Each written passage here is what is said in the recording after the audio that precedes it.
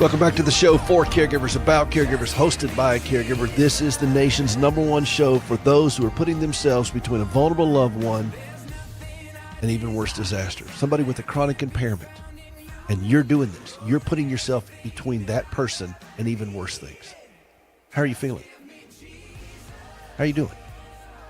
888-589-8840. 888-589-8840. Now, we're talking about what to look for when you're dealing with someone who is going through these things. And as my custom on this show, we have a lot of things we'll talk about, but we will come to a screeching halt and weave in calls, because if it's on your mind, even if it's all subject on this, we'll talk about it, okay? And then we'll swerve back into what we were going back before if it was something different. So let me just grab one call real quick. Tammy in Tennessee, good morning. Tammy, how are you feeling? How are you feeling, Tammy? I'm hanging in there. How are you doing? Well, I'm not convinced, Tammy, that you're hanging in there. Are you really all right? I am. I am right now. There were a couple of months back that I was not, and I think, like all of us, what keeps us going is when we have a lot on our plate. But April's Autism Awareness Month. I have a daughter with autism, and so I have a lot to do this month. Keeps me out in the community, keeps me going. So I think the hardest times for me is we've had a really serious winter here, or just dreary, and so when you just feel that isolated, left behind, forgotten, because everybody else is moving on and you're stuck. So I definitely have those times that you just don't know how long you can keep doing it.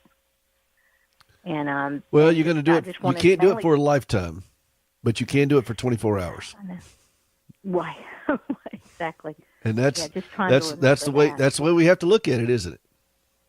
Yeah, absolutely. Hey, let me ask you a question, Tammy. Let me ask you a question. Yeah. Did you see that report about the spike of autism in New Jersey? I did not. I'd be curious to see what you think about that. No, it came out like yesterday or the day before. I mean, it's like it's the #1 state in the country that's doing this, and it's like, way off the chart kind of thing of what's going on in New Jersey with this diagnosis with autism. And right. do you think there are significantly more cases, or are we diagnosing it better? Like I said, I've been, Morgan is 25.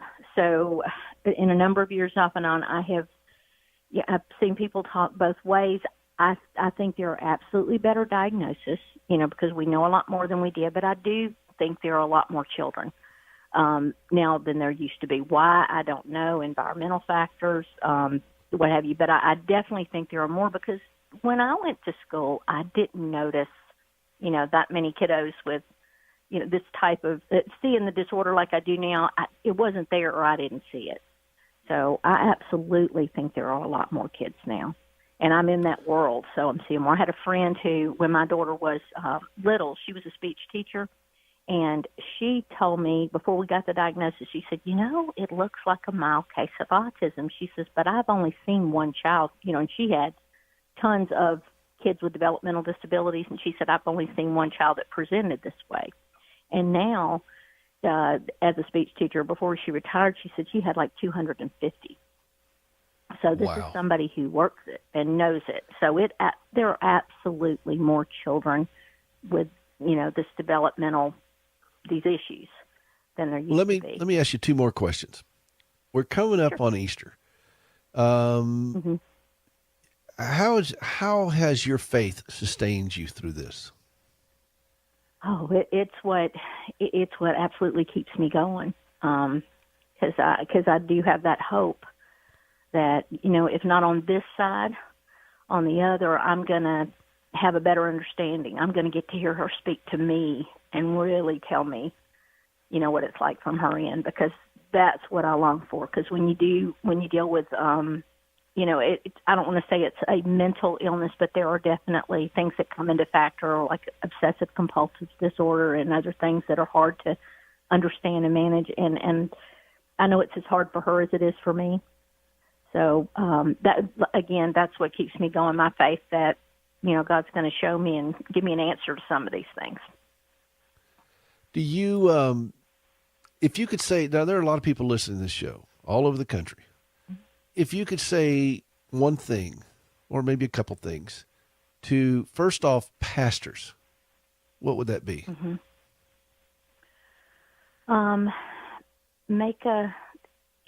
Get to know us.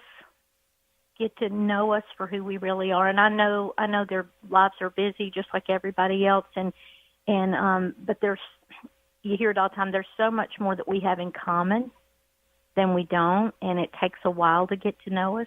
And, a lot of times individuals with autism can be a little standoffish and hard to get to know, but it's worth it.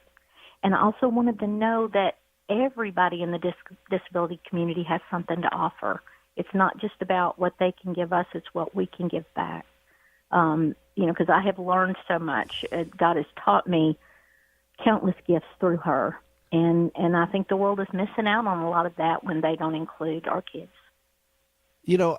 I think that there's, I'd like to mine that a little bit more, because I think that there's this presupposition that you're going to go to church to be ministered to, and right. Alone. And yet we are going to church and we're ministering to, that's the scripture for today, bear one another's burdens. We're going to church to minister to each other, and everybody has something to offer. I've watched Gracie struggle to get upstairs to sing in front of churches when they have all these stairs going up.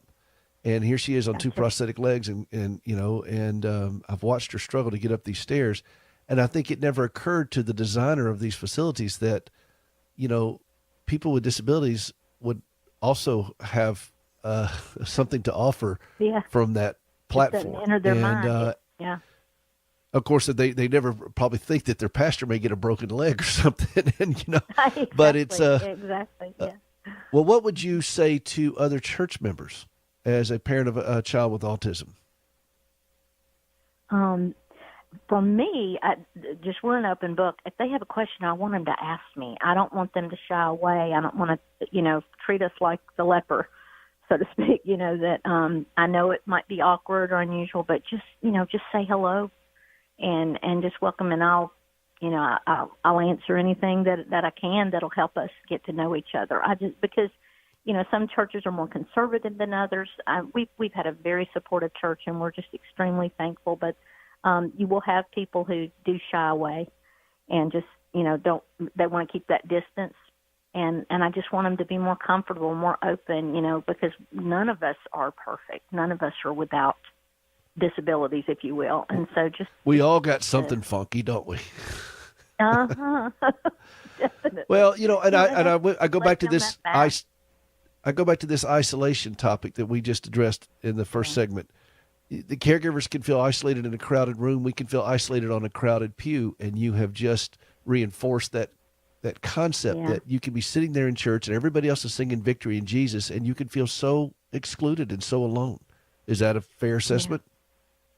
It is a fair assessment, and it's not that it's a fault of anything. Just what we're isolated by nature of what we're dealing with too, and so we even get awkward because we're having to set apart so much that we don't even know how to join in anymore.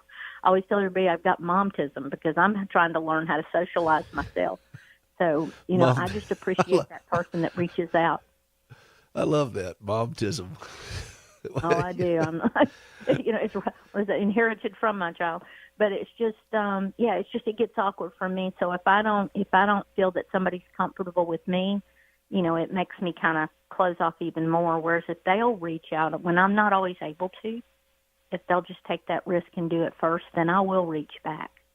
And I just have to know that, they're comfortable enough for me to do that. And because I'm trying to open a window that goes both ways for my child to understand the world and be able to maneuver in a little better, but the world has to be able, to reach back and when she does reach out for that support. So that's it. If we can just understand each other a little better, laugh at ourselves a little better and each other, and not, we just got to be able to do that to get more comfortable. And I think that is just, That is incredibly insightful and gracious. I love to hear from folks who've been doing this for a while. You know, I mean, you've got some real longevity in this. Your daughter's 25 years old. All right, last question before we go to bottom of the hour here, break. Okay. To this new family that is stepping into the world of autism for the first time. I mean, they've gotten the diagnosis. It's okay. Their whole world now is dealing with this reality. To this new family, what would you say in just about a minute or two? Don't try to do it by yourself. Reach out there, get support. There are autism chapters all over the place. You can Google. There's, for here in Tennessee, autismtennessee.org, because they offer that call representative on the line with resources. I'd tell them to contact you because, obviously, of all the resources you offer. Just don't do it alone. You've got to get support, whether it's other parents, just someone to chat with, someone to talk to. If you can't get to a support meeting, there's so much online Facebook groups and things. Be careful what you dig into, and absolutely your pastor, your faith. If you can get there, if the church hasn't shut you out, which has happened to a lot of, in the past at least, parents with a child with autism, because it is hard to understand. But churches are getting better. They're getting more open. They're creating more understanding. And by the way, I have a standing invitation, and I want to remind folks of this. I have a standing invitation on this show. If you're engaged in a really good church that is disability friendly, particularly in this case, autism, let us know. Yeah. So I want you, Tammy, tell us what church you go to, and I want to share that church out here so people in the listening area will be able to know. Thank you so much. Yeah, First Baptist Church of Hendersonville, or Hendersonville First Baptist Church. Hendersonville, Tennessee, First Baptist Church. Tennessee. And they are wonderful. They've even not just got a child's ministry, but also for adults, older adults, which a lot of times gets dropped off the map. Younger adults with autism. That's it. Well, Tammy, listen, thank you very much for that call. I really do appreciate it. And thank you for your insight, and thank you for just your heart. Hey, this is Hope for the Caregiver. This is the nation's #1 show for the family caregiver. We're so glad that you're with us. And this is what it's all about here. We bear one another's burdens. 888-589-8840. 888-589-8840. This is Peter Rosenberger. We'll be right back.